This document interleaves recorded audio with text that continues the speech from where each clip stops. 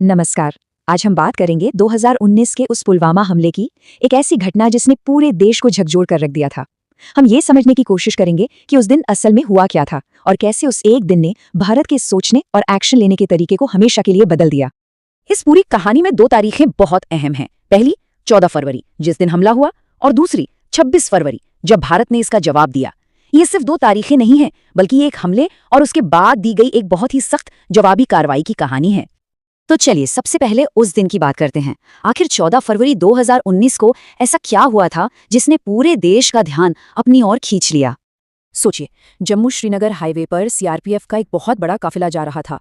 एक दो नहीं, बल्कि पूरी 78 बसें थीं, जिनमें 2500 से ज्यादा जवान सवार थे।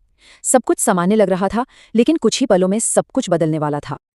और जिस हथियार का इस्तेमाल किया गया, उसकी ताकत का अंदाजा लगाना भी मुश्किल है। एक कार जिसमें लगभग 350 किलो आरडीएक्स विस्फोटक भरा हुआ था। इतनी बड़ी मात्रा किसी भी चीज को पूरी तरह से नेस्तनाबूद करने के लिए काफी होती है। और इस कायरतापूर्ण हमले की जो सबसे भारी कीमत चुकाई गई, वो हमारे जवानों ने अपनी जान देकर चुकाई। 40 से ज्यादा सीआरपीएफ के जवान इस हमले में शहीद हो गए। ये एक ऐसा जख्म था जिसे पूरे देश ने महसूस किया। तो ये सब हुआ कैसे? जगह थी जम्मू श्रीनगर नेशनल हाईवे पर लेथपोरा। वक्त था दोपहर के करीब 3:15 बजे। तभी विस्फोटकों से लदी एक एसयूवी तेज रफ्तार से आई और सीधे जवानों से भरी एक बस में जा टकराई। सब कुछ इतनी तेजी से हुआ कि किसी को संभलने का मौका तक नहीं मिला। अब सवाल ये है कि इतने बड़े और भयानक हमले के पीछे आखिर कौन लोग थे, कौन सा संगठन था? खैर, इसके लिए ज्यादा इंतजार नहीं करना पड़ा। हमले के कुछ ही देर बाद पाकिस्तान से ऑपरेट करने वाले आतंकी संगठन जैश ए मोहम्मद ने खुद आगे आकर इसकी जिम्मेदारी ले ली। इससे ये साफ हो गया कि इस पूरी साजिश के तार कहां से जुड़े थे। इसी आतंकी संगठन ने हमलावर की पहचान भी जारी की। उसका नाम था आदिल अहमद दार। उम्र थी करीब 22 साल और वो पुलवामा का ही रहने वाला था। इस हमले के बाद जाहिर है भारत चुप बैठने वाला नहीं था, और जो जवाब दिया गया वो बहुत तेज, साफ और दो तरफा था। चलिए देखते हैं कि भारत ने क्या कदम उठाए। भारत ने एक साथ दो मोर्चों पर काम करना शुरू किया।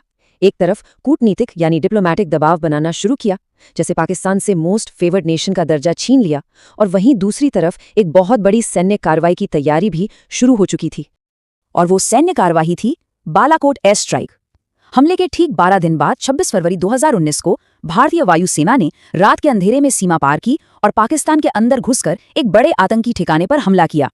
ये ऑपरेशन बहुत ही सटीक तरीके से किया गया। भारतीय लड़ाकू विमानों ने सीमा पार करके पाकिस्तान के बालाकोट में जैश ए मोहम्मद के सबसे बड़े ट्रेनिंग कैंप को अपना निशाना बनाया और मिशन को सफलतापूर्वक पूरा करके सुरक्षित वापस लौटाए। ये भारत की तरफ से एक बहुत ही साफ संदेश था।